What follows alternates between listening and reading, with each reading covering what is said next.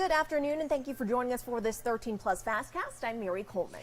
And I'm Carson Courier. Thank you for joining us. I hope you all are having a great Monday so far. And we have First Alert forecaster Allie Potter with us. And Allie, record-breaking temps. I know. What a way to start off the Monday, I right? know. Seriously. I thought we were over that. We should be, really. But, Yeah. here we are, folks. And tomorrow, another possible record-breaking day. So how hot did we get so far? 108 right now. We have dropped a little bit, though, since then. But we broke that record that was, in fact, tied in 1998 and 2020. That was set back then at 107. Now, tomorrow, we're going to climb up even more so. We are projected to hit 110 tomorrow. That record set back in 1985. So it's been quite the time. That record at 107, Sierra Vista 98, Nogales 103, Douglas 100 degrees. So yes, back in record-breaking territory once again tomorrow. Taking a live look at our satellite radar, we're actually picking up a little bit of storms here if you're in the north area. Some more so parts of Aber Valley, a little bit of Marana, and then Ora Valley. San Manuel seeing some spotty showers. Tanque Verde area. The rest of our evening, in fact, looks pretty scattered when it comes to these showers. So it's some good news. If you've had a moment to peek outside, you can see those clouds are making their way into town, packing some moisture, in fact. So around 3:30 this afternoon, Douglas area really sees some of those storms, and it really does get really scattered, but I don't think anyone's going to be complaining at all. Sonoyta, parts of Sierra Vista, Bisbee, even Wilcox, a little bit of the Tucson area. Saw Rita by 6:45 this evening.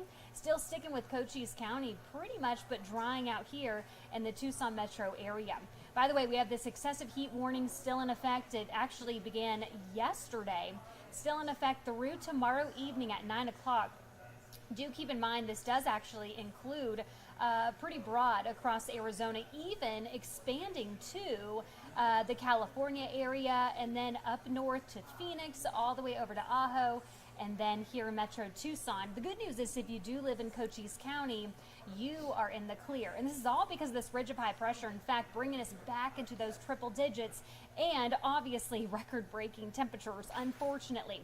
That ridge is going to stick around for the next couple of days. However, this low pressure system, you can see more so on the left part of your screen, heading to California first and then making its way here to Arizona by the weekend. So I know a lot of folks, of course, you live for the weekend, right? Especially if you're a Wildcats fan. We'll talk about that in a second to see where those rain chances, because there is rain in the forecast. 109 right now at the Tucson International Airport, 101 for Safford, 108 for Marana, 102 in Benson, 90s though in the Bisbee area. All right, Wildcat fans, 20% chance for rain. So that has dropped. Okay, that's better. It was 40, Carson, as we talked about earlier this morning. But temperature-wise, really nice. In fact, and that's just for our daytime highs, 94 degrees. But of course, we got to get through tomorrow. 110 for our forecasted high with only a 10% chance for rain. On Wednesdays, those rain chances do increase and the temperatures start to decline a little bit. On Thursday, the 90s making a comeback. So that's some great news, but those rain chances as well, which is a welcome sight, of course. But for the big game on Saturday, we like to see that 20%, but we're not complaining when it comes to these cooler temperatures. I know, 94 degrees, sign me up. Yeah, Take just it. do the rain earlier in the day. Exactly, to cool us down, and then we'll all be ready for the game. Perfect. Fingers Awesome. crossed. Yeah. Thank you, Allie. Yeah. Developing now here at home, TPD investigating a serious crash near Ajo Way and 3rd Avenue. We're told 2 people had to be extricated from 2 separate vehicles, at least one with life-threatening injuries.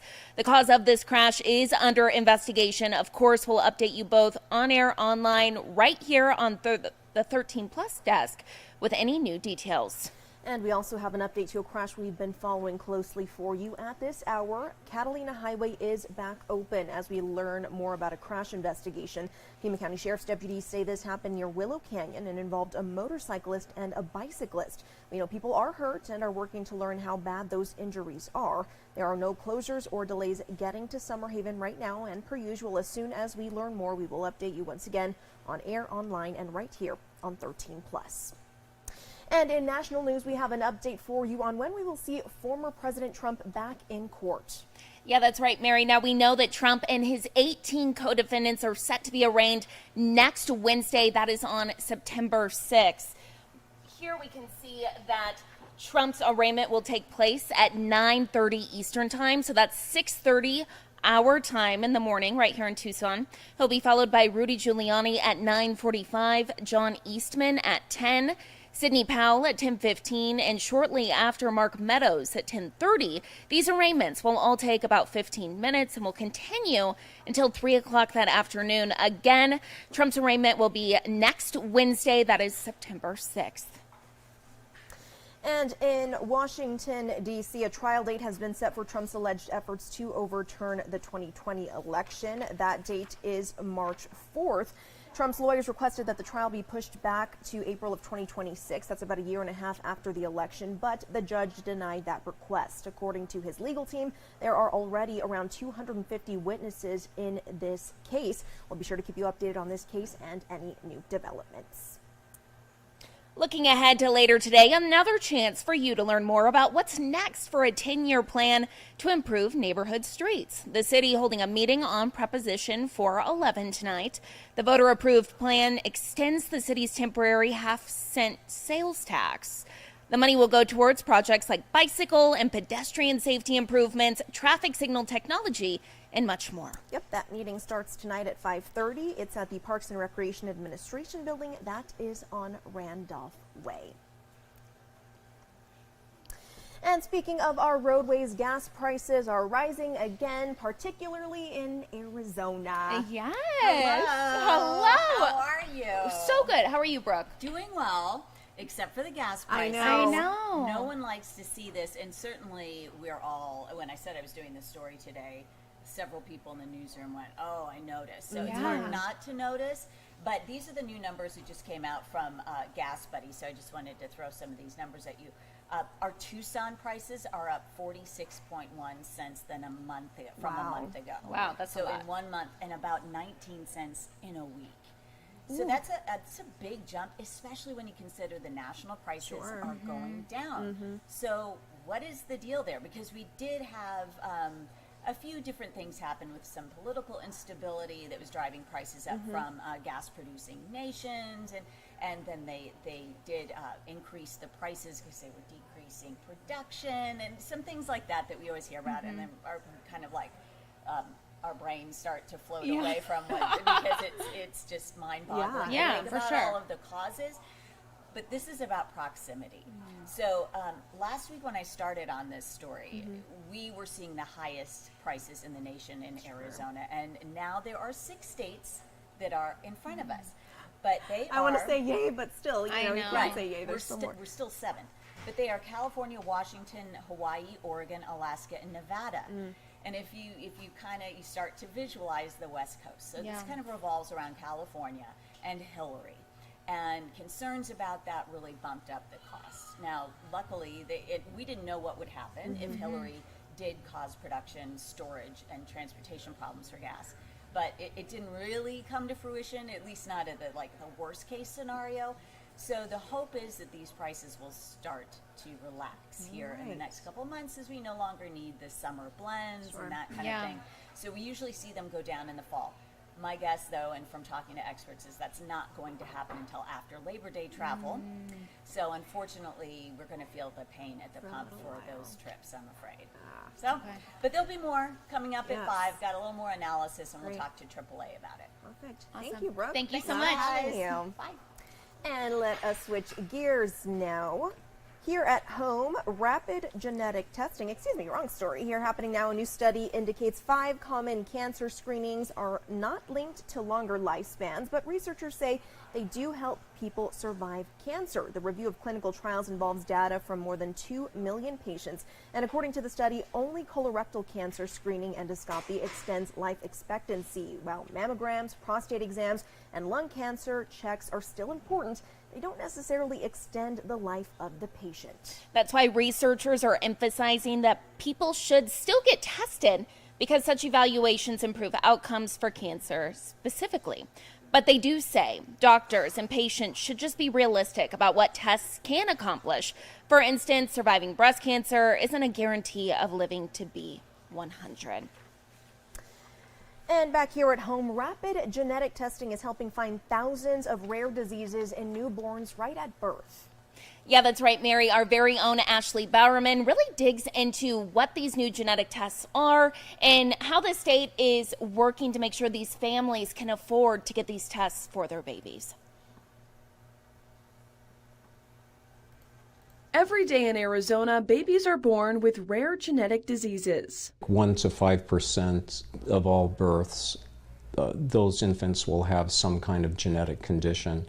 Arizona requires early blood spot screenings on all newborns at birth to find these disorders, but only 33 rare conditions are checked. So what about the hundreds of others? Well, rapid whole genome sequencing is a relatively new test that offers a fast and accurate diagnosis of the hundreds of rare genetic conditions that can be found in critically ill infants. In the hospital, a baby's blood is drawn or a simple cheek swab of a baby's DNA is taken and then sent to a lab for testing. Dr. Philip James, a geneticist in Phoenix, is among a team of doctors tasked with diagnosing and treating these babies. There's going to be hundreds of thousands, maybe millions of little kind of different differences between every human being, obviously, because we're not clones. The key thing is, are some of these differences disease or disorder causing? According to the National Institutes of Health, genetic disorders are a leading contributor to death in the neonatal and pediatric intensive care unit in the U.S. James says thanks to this updated technology, families can get answers faster than ever before. That process can take 5 to 7 days at the lab, which is incredibly fast. Ordinarily, in the past, it might take 2, 3, 4 months.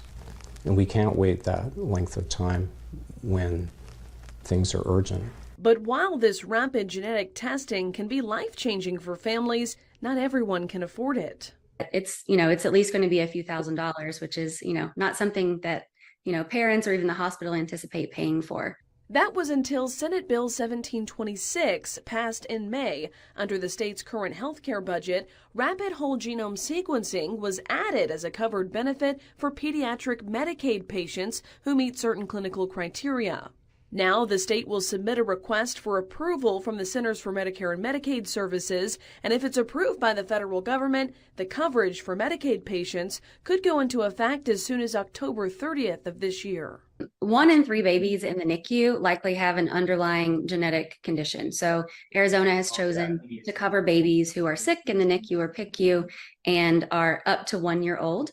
So, I can't imagine having a baby in the NICU and not understanding the reason behind their symptoms.